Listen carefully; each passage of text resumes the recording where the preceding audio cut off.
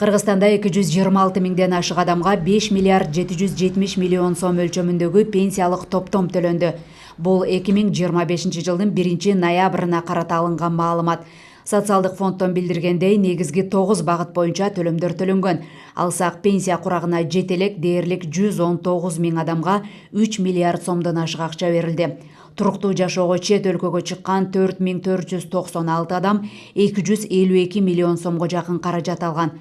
Каза болгон камсыздандырылгандардын мураскорлору болуп эсептелген 11847 адамга 357 миллион сомдой берилди.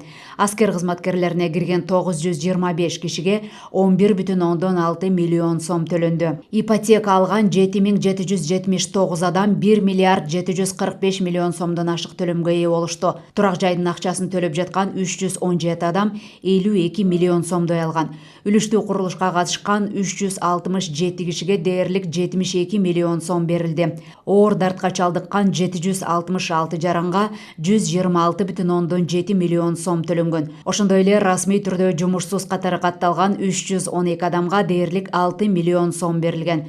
Бул мүмкүнчүлүк жарандардын социалдык абалын жакшыртууга жана жашоо сапатын көтөрүүгө багытталган.